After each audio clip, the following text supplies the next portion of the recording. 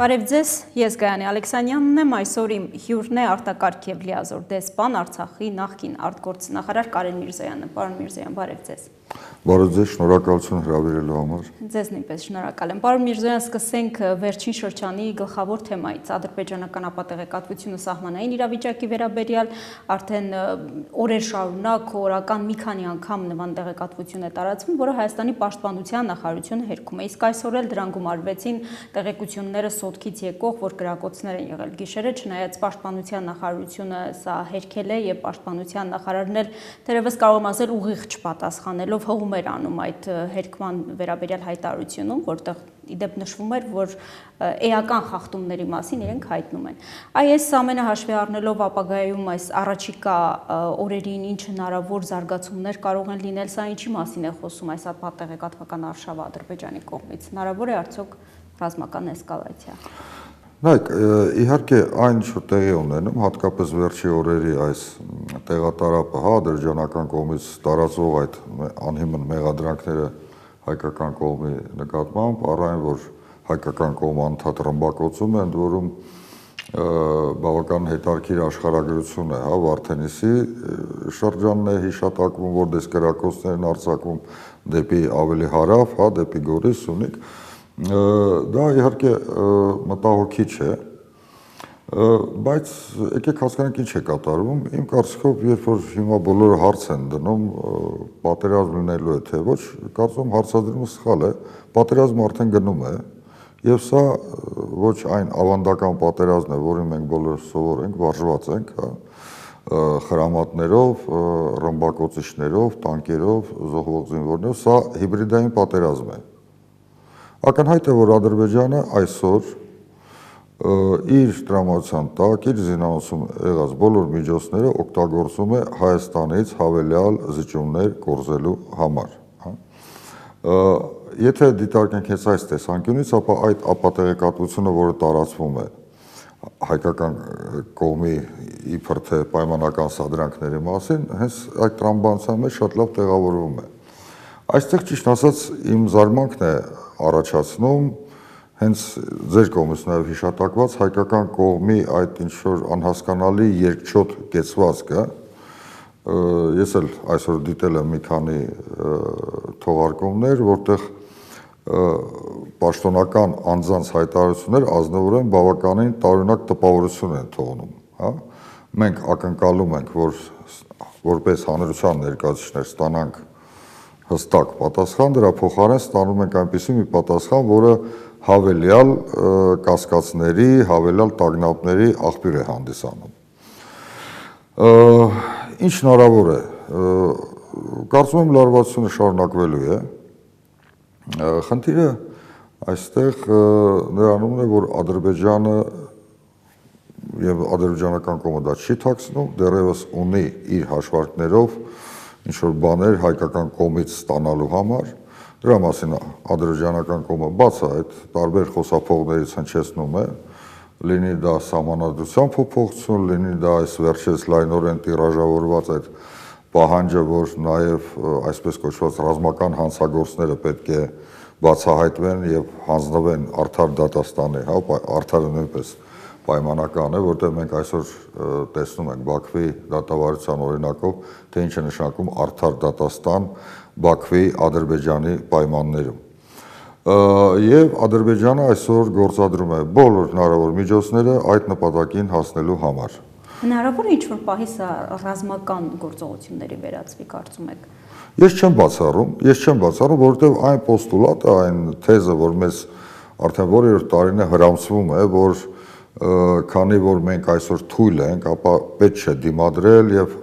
խաղաղ ճանապարհով մենք տեսականորեն կարող ենք հասնել այնպիսի մի կետի, որ պայմանական այդ ագրեսորը կշտանա, բավարարվի եւ այլևս նոր պահանջներ չներկայացնի, այդ թեզը չի աշխատում։ Մենք տեսնում ենք, որ յուրաքանչյուր հայկական կողմի զիջումից հետո հակառակ կողմը հանդես է գալի նորանոր պայմաններով եւ տպավորություն է, որ այդ պսևդո զիջումները, որտեղ դրանք իրական զիջում չեն, այլ դրանք ուղղակի կապիտուլյացիայի ինչ-որ մի տեսակ են, դրանք ավելի են ախորժակ բացում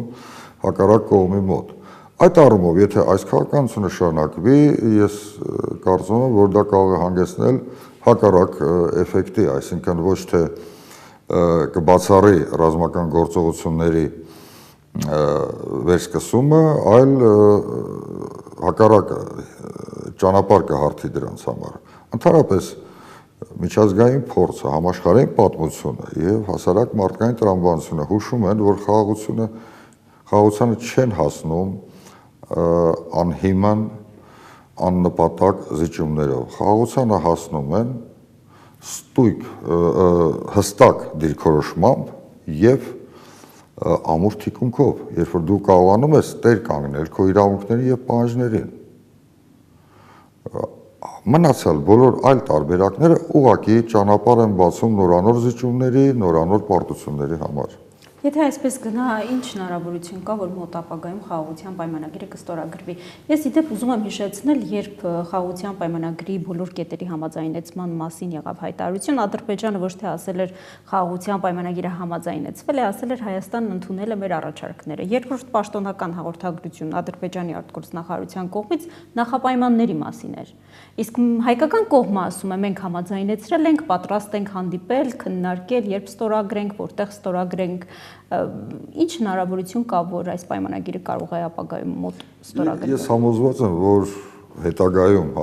ապագայում այս кейսը, այս օրինակը ուսումնասիրվելու է, ասենք թե դիվանագիտական դպրոցներում, բուհական հաստատություններում, որպես փայլուն օրինակ, թե ինչպես չի կարելի վարել բանակցություններ։ Այսինքն զավեշտալի մի իրավիճակ է։ Նախ եկեք սկսենք նրանից, որ ոչ ոք մինչև վերջ հստակ չգիտի, թե ինչի շուրջ կողմերը պայմանավորվել են, հա։ Հիշեցնեմ, որ հենց ամենասկզբից պայմանագրի կետերի քանակն էր, հա, տարբեր, անընդհատ փոփոխվում էր, 15, 16, 17, ես շուտ նույնիսկ ինչ-որ 13 է եղել։ Այնուհետ յուրաքանչյուր կետի ինչ-որ տարբեր մեկնաբանություն եւ այլն։ Այսօր երբ որ բազմաթիվ փորձեր են արվել, երբ որ մարդիկ ուղղակի դիմել են, թե падգամավորներ, թե լրագրողներ, իշխանության ներկայացուցիչներ, խնդրանքով ներկայացնել ի վերջո ինչ եք համաձայնեցրել, ի պատասխան դրա հնչում են ինչ-որ խուսափողական, անհասկանալի պատասխաններ, վերջին այսօր, եթե չեմ սխալվում, ՊՆ նախարարն է, թե ով է ասել, որ երբ որ ստորագրվի այն ժամանակ կհրապարակենք։ Ինչ-որ մի պաշտոնյա նման բան ասել է, չեմ կարող հստակ ասել, ինչը իրոք զավեշտալի է, բա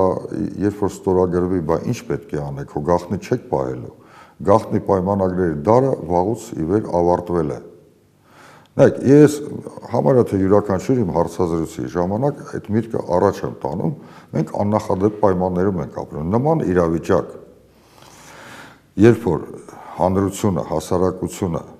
նույնիսկ ասենք թե այդ ոլորտի հետ առնչվող մարդկանց մեծամասնությունը բացարձակ տեղյակ չեն բանակցությունների իրական բովանդակության մասին,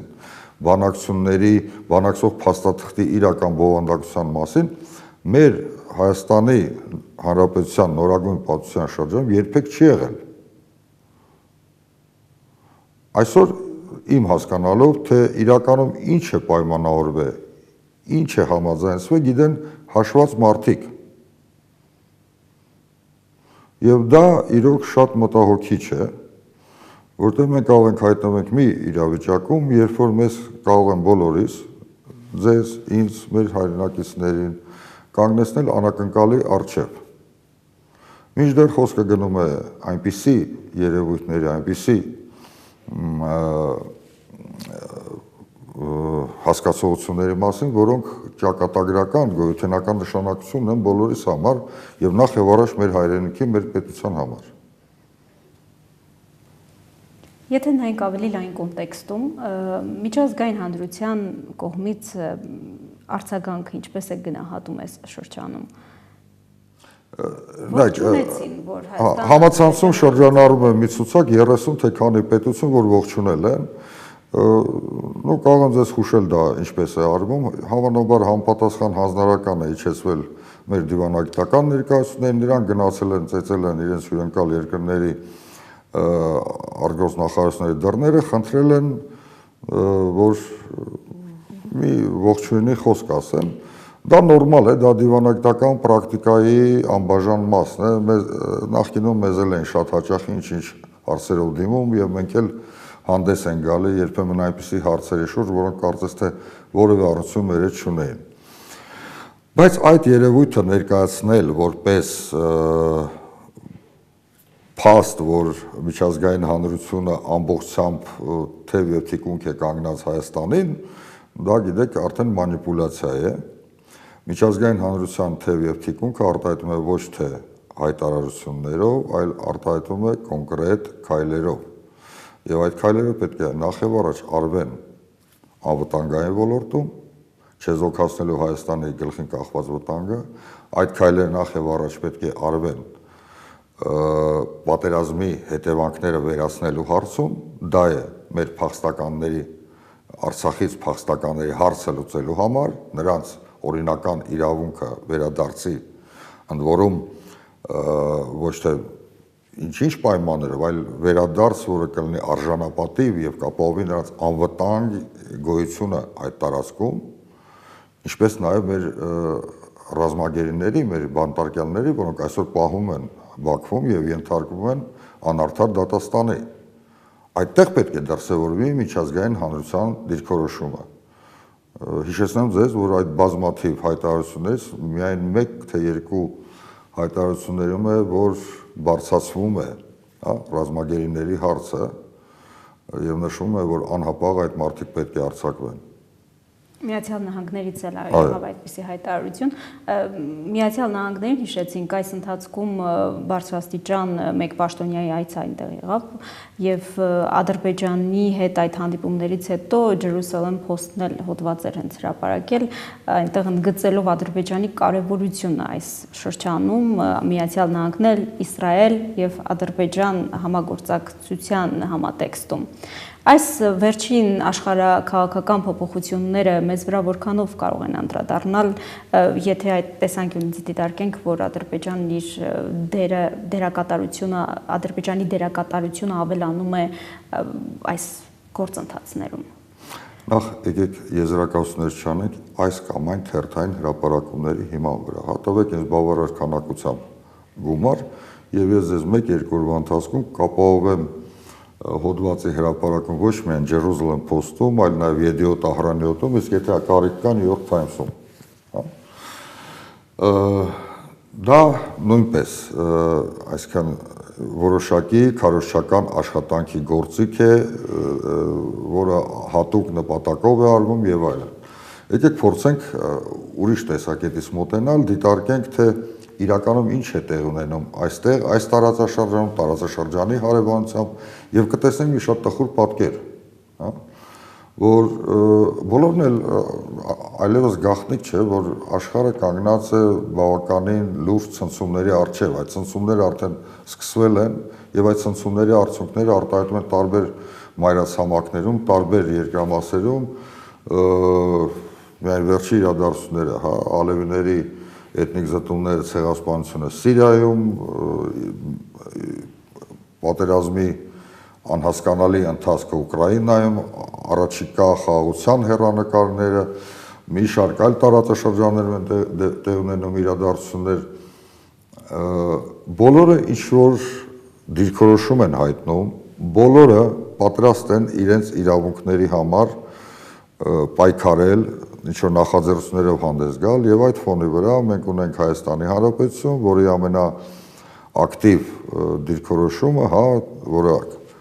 քարոզում է բոլոր խաչմերուկներում, դա խաղաղության խաչմերուկի քարոզն է, երկու էջանոց թուղթ, բավականին բարձր որակի տպագրված, բայց բովանդակության առումով, որը բազմաթիվ հարցեր է առաջացնում։ Այդ դա է մտահոգիչ, այլ ոչ թե այն, ինչ են գրում Jerusalem Post-ում եւ այլ թերթերում։ Ադրբեջանը մերժում է խաղաղության խաչմերուկի համատեքստում ապաշրջափակումը իրականացնելու Հայաստանի առաջարկ, այսօր էլ Ադրբեջանի արտգործնախարարությունից հաղորդագրություն էր եղել, արձագանքելով նախօրեի Արարատ Միրզոյանի հայտարարություններին, որ մենք իրենց առաջարկել ենք նախ երկաթուղին բացել բեռնափոխադրումների համար։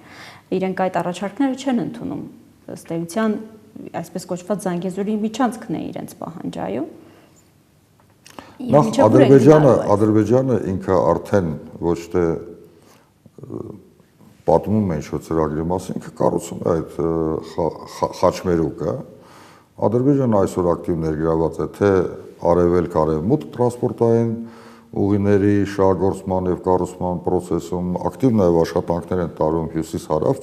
ճանապարհների, այդ հաղորդակցման ուղիների ուղղությամբ։ Այդ առումով Ադրբեջանը անցել է վաղուց ի վեր խոսքերից դեպի բուն գործը։ Եվ պարզ է, որ Ադրբեջանը երբեք թույլ չի տալու որևէ մի ծրագիր, որը Հայաստանին հնարավորություն կտա այս տարածաշրջանում խաղալ ինչ-որ ինքնուրույն դերակատար լինել։ Ադրբեջանի բացահայտ նպատակն է եւ ուշադրիր կարդալ պետք չի, ուղղակի լսեք մի քանի ելույթ Իլհամ Ալիևի, իսկ նա շատ հաճախ է խոսում առիթով եւ անառիթ, նա բացահայտ ասում է Հայաստանը չպետք է այստեղ որևէ դեր խաղալ, ինքը արդեն Հայաստանի համար դերը գծել է փոքրիկ, թույլ Ադրբեջանի եւ Թուրքիայի արբանյակ մի երկիր, որը անելու է այն, ինչ որ իրենք են կամենալու։ Եվ անխոչնդոտ կապ են պահանջում Նախիջևան, ամենակարճ ճանապարհը նաեւ նշում են։ Միևնույն ժամանակ սպառնալով, որ մենք Իրանի տարածքով կանցնի այդ ճանապարհը Իրանի տարածքով։ Մի փնտրեք տրամաբանություն այդ խոսքերում, հա։ Այստեղ որևէ ռացիոնալ բացատրություն, որ ասենք թե ինչու Հայաստանը, եթե կա Իրան, եթե կա Իրանը, ինչու է Հայաստան պահանջում, չկա, խոսքը գնում է հետևյալի մասին, որ Հայաստանի դերակատարությունը պետք է նվազեցվի, իջնի մինչև համարյա թե զրոյական։ Ինչու խաղաղության խաչմերուկը չի հաջողվի իրականացնել։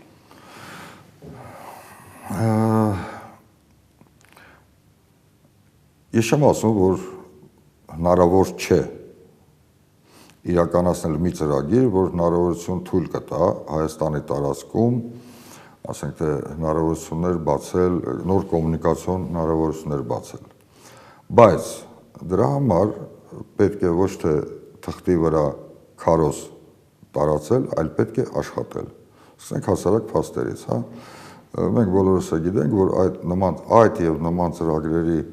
այսպես ասած Աքիլեսյան գարշապարը դա մեր հարավային գոտին է, որտեղ բացի քաղաքական խոչընդոտներից կա նաև շատ բարդ աշխարհագրական տեղանք։ 4-րդ թե 5-րդ տարին է,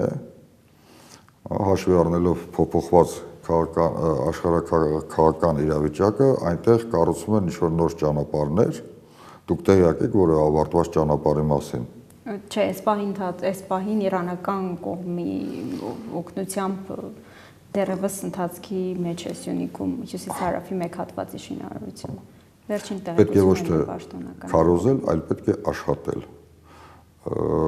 Իսկ այստեղ մենք ունենք շատ լուրջ խնդրեմ։ Ցավոք սրտի, ես դա ցավով եմ ասում, ոչ թե ինչ-որ տենց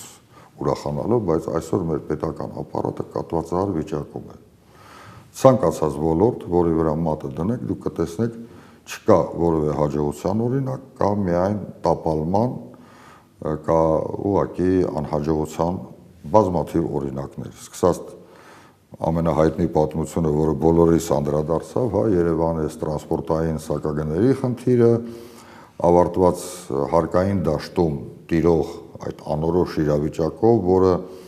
չնայած հորջորժված, հռչակված նպատակին, որ նպատակ ունի թեթևացնել հարկային բեռը եւ այլն, բայց իրականում բերում է հարկատուի ուղղակի հարստահարմանը եւ ընդ որում մանր եւ միջին հարկատուների, հա, մանր եւ միջին բիզնեսի ներկայացուցիչների, որոնք իմիջիայլոց իրականում եղել են 18 թվականի այդ շարժիչ ուժը, մոտորը։ Այսօր այդ մարդիկ, որոնք 18 թվականին շատ աշխուժ ներգրավեցին այդ process-ների մեջ, հույս ունենալով ինչ-որ լավ հեռանկարի, այսօր այդ մարդիկ կարծես թե պատիժ են կրում դրա համար եւ պատիժ են կրում, առաջինը նրանց են հենց հարվածում։ Հայ-թուրքական հարաբերություններին կուզեի անդրադառնանք, այսօր Մարգարեի անցակետը 10 օրով բացվեց, վերջին անգամ 2023-ին էր եղել, երբ Հայաստանը հումանիտար բեռներ էր ուղարկում Թուրքիա։ Այդ ժամանակ էլ կարծես խոսակցությունները ակտիվացան, հիշեցին բոլորը, թե ինչ համաձայնություններ են Հայաստանն ու Թուրքիան ձեռք բերել նախ դիվանագիտական անձնակրեր ունեցողների ու երրորդ երկրների քաղաքացիների համար սահմանը բացելու վերաբերյալ, եւ դրանից անցնում է ժամանակ, մինչեւ հիմա էլ այդ համաձայնությունը չի իրագործվել եւ Թուրքիայից շատ ուղիղ են մեսիջները, քանի դեռ Ադրբեջանը Հայաստանը չեն հարաբերությունները կարգավորել, չի բացվելու։ Ամեն դեպքում հաշվի առնելով Մարգարեի անցակետի 10 օրով բացվել է սա, արդյոք որևէ տեղաշարժ կարող է մտցնել այս համաձայնությունների կատարմանը։ Չեմ կարծում, մենք ունեցել ենք նախկինում էլ բազմաթիվ օրինակներ, որ սահմանը բացվել է ինչ-ինչ նպատակներով, հիշեցնեմ, որ 90-ական թվականներին սկզբին սահմանով բազմիցս թե դեպի Հայաստան, թե Հայաստանից ինչ-որ մարդասիրական օգնություն, տարբեր պատվիրակություններ են անցել գնացել, բայց դա չի նշանակում, որ սահմանը բաց է։ Բացառություններ կարող են լինել, վերջի շրջանում մենք ունենք դեպք, երբ որ Թուրքիայում երկրաշարժի հետ կապված կրկին սահմանը բացվեց, հայկական փրկարարները հումանիտար օգնությունը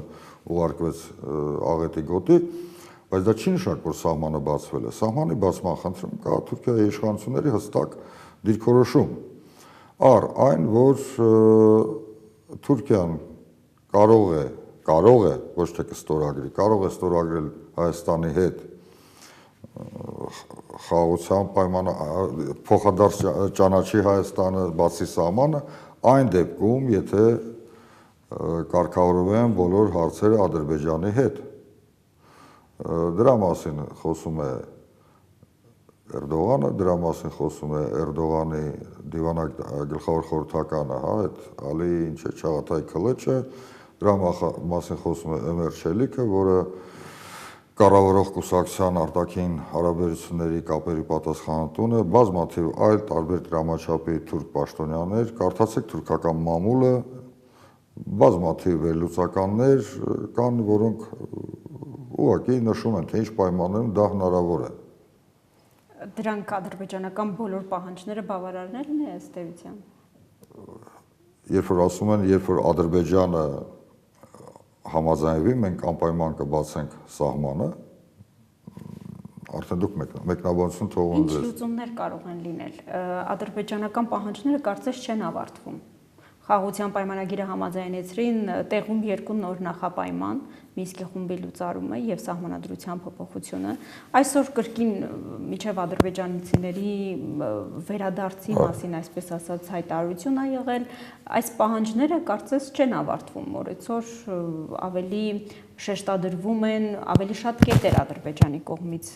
Ինչ պետք է արվի Հայաստանը եւ միջազգային հանրությունը, առաջին հերթին Հայաստանը։ Ես ձեզ մի բան ասեմ, մի քիչ տարօրինակ կհնչի, ասեք մարդը եկել է տաղավար, երկար բարակ ճամարտակում է, խոսում է, հարցազրույց է տալի ու հարցազրույցի ավարտին ասում է, որ այս հարցազրույցը անիմաստ է։ Մենք 3-4 տարի է, 5 տարի է խոսում ենք նրա մասին, թե ինչ պետք է արվի, ոչ մի բան չի արվում եւ իրավիճակը գնալով ավելի եւ ավելի վատթարանում է։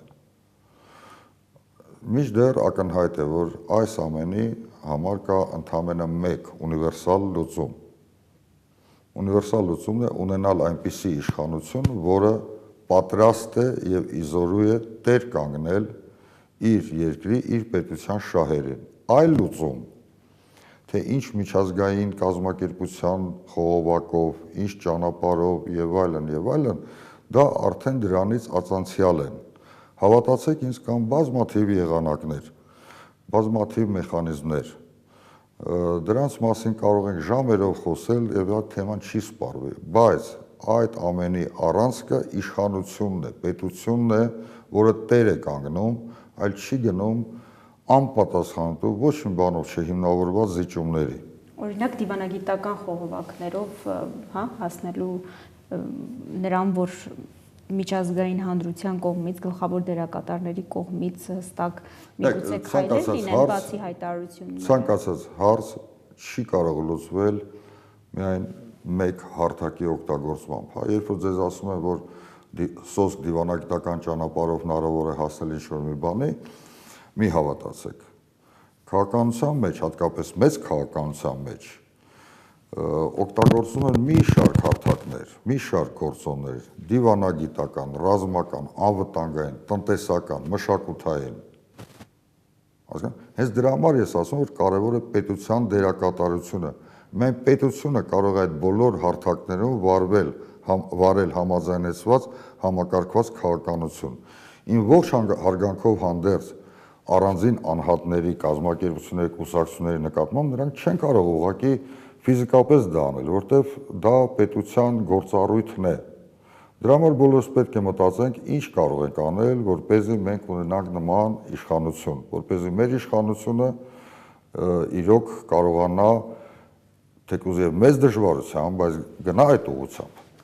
Հիմա վերջին օրերին Պաշտպանության նախարարությունը պարբերաբար հերքում է ադրբեջանական ապատեղեկատվություններն, իսկ վարչապետը կարծեմ 3 միանգամից 3 գրառում էր արել իր էջում, որ Հայաստանը պատրաստ է ստորագրել խաղաղության պայմանագիրը եւ Ալիևին առաջարկում էր ստորագրել դա։ Սա այն է, ինչ որ պետք է հիմա Հայաստանը անի այս իրավիճակում, երբ ապատեղեկատվական արշավ է, Ադրբեջանը նոր նախապայմաններ է դնում, այսպես պետք է Հայաստանը ադրբեջանական այս քաղաքականությանը պատասխանի։ 3 գրառում էր նախորդ օրերին եղել մինչև 5 գրառում է եղել, որն է դրա արձագանքը, որն է դրա էֆեկտը։ Չենք տեսնում այդ գրառումները, այդ հայտարարությունները ավելի մեծ աղմուկ են բարձրացնում ներհայաստանյան, մեր փոքրիկ կաթսայում, երբ որ մենք բոլորս թողած մեր առօրյա հոգսերը եւ զբաղմունքները շատ աշխուժ ու անհասկանալի կերպով սկսում ենք քննարկել, թե ինչու է սա գրվել, ինչ նպատակով, ինչ կլինի եւ այլն, բայց դրանց իրավիճակը չի փոխվում։ Դա չի հանգեցնում իրավիճակի բարելավմանը։ Այսօր մեր սահմանամերձ շրջանները ինչպես կան վտանգված, այդպես է շարունակում է մնալ, հա։ Նայեք, դուք սոտկի մասին եք խոսում, սոտկը դա սոսկ բնակավայր չէ, չմոռանանք սոտկի հանքի մասին, որը բավականին լուրջ նշանակություն ունի մեր տնտեսության համար, հա։ Չմոռանանք սոտկի աշխարհագրական նշանակության մասին, աշխարհագրական նշանակության մասին, այսինքն սոտկը եթե կորցնում ենք, բավականին լուրջ խնդիրներ ենք ունենում ընդհանրապես ողջ Սևանի արևելյան այդ հատվածը պահելու, նրա անվտանգությունը ապահովելու հարցում։ Եվ այդ ամենը հնարավոր չէ կանխել սոսկ հայտարարություններով։ Նայեք, այս ամբողջի ֆոնի վրա, հա, օրըստօրե բանանող, տարածվող այդ հայտարարություններ եւ այլն, մենք ինչ ունենք արտաքին քաղաքական դաշտում։ Արտգործնախարարի այց Բրազիլիա, որի ընթացքում, եթե չեմ սխալվում, ստորագրվել է փաստաթուղթ ԱԳՆ-ին կից դիվանագիտական դպրոցի եւ Բրազիլիա ինչ-որ մի հետազոտական կենտրոնի միջև արտգործնախարար տեղակալների մասնակցությունը Հնդկաստանում անցկացվող կոնֆերանսի, որտեղ քննարկվում են գլոբալ աշխարհաքաղաքականության հարցեր, ես անկեղծ ասած ուրախ եմ, որ այդ մարդիկ ժամանակ եւ հնարավորություն ունեն այցելել տարբեր հետաքրքիր երկրներ։ Ես երբեք չեմ եղել այդ երկրներում, գործի բերումով ցանկանայի իհարկե, բայց դա ինչ կապ ունի մեր անվտանգության, մեր առջև ծառացած խնդիրների հետ։ Դա մոտավորապես նման է, եթե քո տուն մտնում է զենքով զինված ավազակ, իսկ դու նրան դիմավորում ես ադիբուդի ուտելով։ Այս պահի դրությամբ Հայաստանը ինչ պետք է անի։ Կոնկրետ խոսքս վերջին օրի ապատեղեկատվական արշավը այս ֆոնը, որ ստեղծվել է, ինչ պետք է անի Հայաստանը, Հայաստանի կառավարությունը։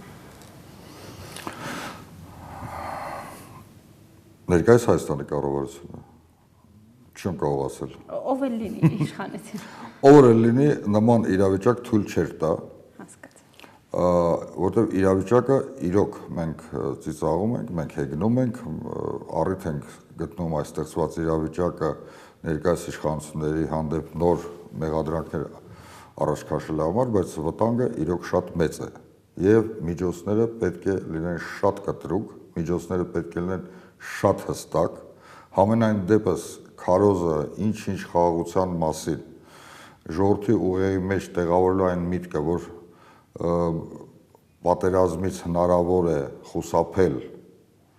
ամեն ինչ զիջելով, ամեն ինչը տալով, չպետք է լինի։ Հակառակը պետությունը պետք է հստակ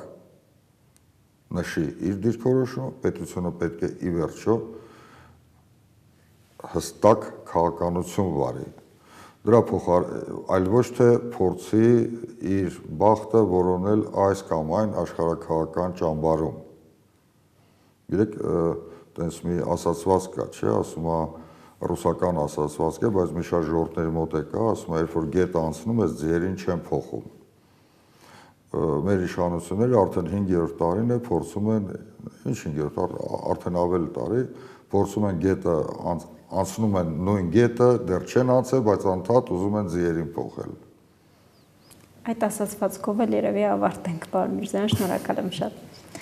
Իմ զրուցակիցն էր արտակարգ եւ լիազոր դեսպան Արցախի նախկին արտգործնախարար Կարեն Միրզոյանը։